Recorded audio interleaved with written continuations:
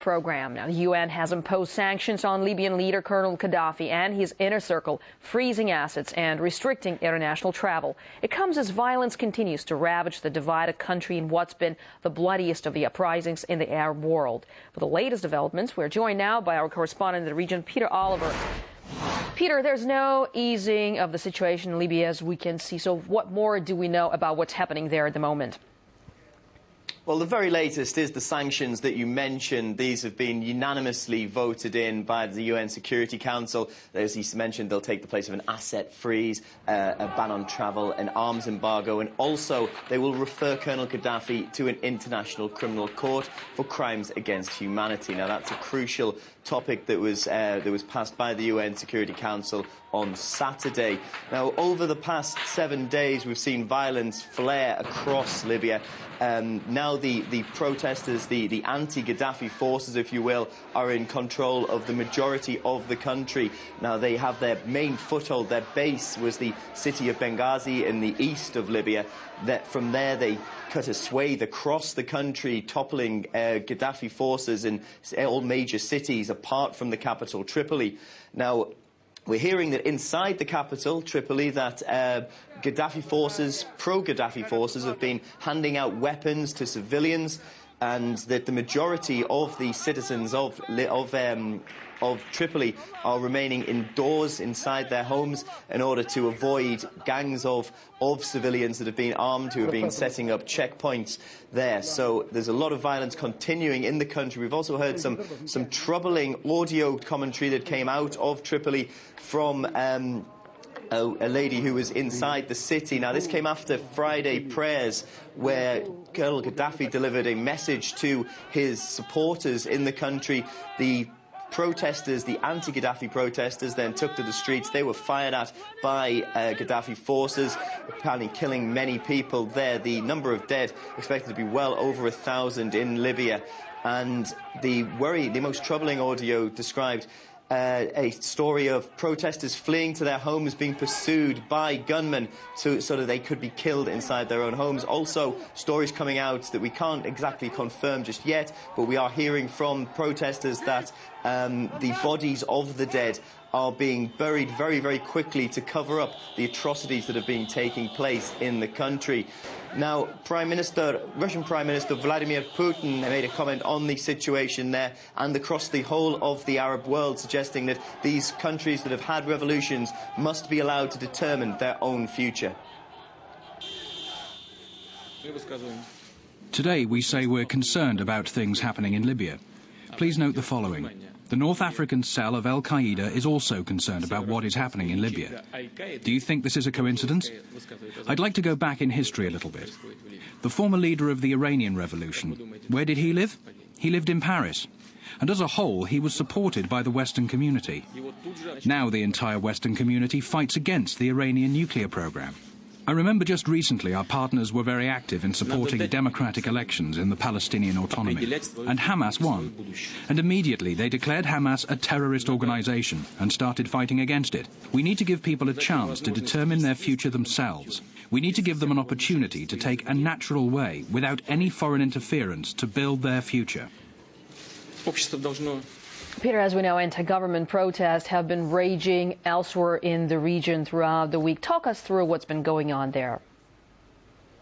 Well, that's right. We have seen some violent protests across the region. In Iraq on Friday, there was extremely violent demonstrations taking place in many cities across the country against the current regime, the current government there. In Bahrain, it is continued as well. The most violent we've seen, the largest flare-ups, seem to have been in Yemen, also suffering problems with violence on the streets and protests. But if we get back to the most violent that we have seen, appears to have been in Tunisia, which of course was one of the first of the Arab states, first North African state to throw off their dictator, their leader, followed by Egypt.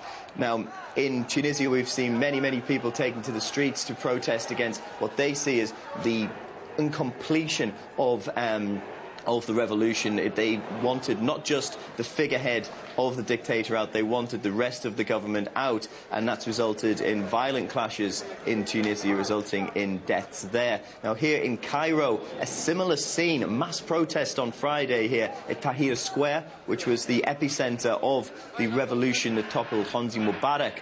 Now, protesters were back out there on Friday to call for the resignation, the standing down of key members of the cabinet who were former members of the Mubarak regime. Ahmed Shafiq, the current Prime Minister, one person coming in for a lot of flack from the protesters. They want him to stand down. Now, those protesters were confronted by the military that are currently policing Egypt at the moment. They were asked to tear down their tents that they were erecting and move on in the evening. They refused to do so. They were apparently asked again before the military returned at 2 a.m. on Saturday morning here and fired shots in the air reportedly, and then beat protesters with batons. So the military later apologised on their Facebook site, but this has caused some unrest and created quite an uneasy air here in Cairo. Okay, Peter, thanks very much indeed for monitoring the situation for us there in the Middle East. Our correspondent Peter Oliver reporting from Cairo. And we've been gathering a wide range of perspectives on the crisis unfolding in North Africa and the Middle East. Political journalist Anthony Wild told RT that Western countries are advocating the spread of democracy across the region to control the politics of the Arab world. Western-style democracy in its current state is far from what I would consider to be something that we should want in any of these countries. I think if there's going to be democracy, it should be democracy with a real change, and a change that reflects democracy that actually benefits the people. Today's democracy is nothing more than a mainstream control mechanism through which the vast majority of the public who do not think are emotionally engaged in situations that they don't even really realize what it is that they're voting for or approving. And if you think that democracy, which is supposedly what the U.S. is out there pushing and driving home for these people who need so much the philosophy of what they've developed and put together in the U.S., for example, take a look at what they're doing. I mean, building bases in over 100 different countries, basically putting at the end of a gun the word democracy and shoving it down their throats. To me, this is not democracy. This is abuse. This is nothing more than a system that is doomed to failure. And as long as central banks continue to stand side by side in a democratic system like we have, printing endless amounts of fiat money, which is devaluing by the minute, we're not going to have anything more here than chaos that is used to mask that devaluation process and hopefully distract people from the overall fraud that's been perpetrated on Western societies. If that's democracy, who'd want it? Dr. Manouchehr Tekin, analyst at the Center for Global Energy Studies, believes fears of turmoil in Libya spreading across the region have caused the surge in oil prices. People in the financial market have a fear. They look not at the present time that there is still sufficient oil in the Mediterranean basin, let's say, but they fear that this might expand and there will be disruption, etc., and they think in a few weeks and a few months ahead. And the fear for that is what has caused the price go up. I think the basic behind it is the fear that there will be a disruption of the supply of oil.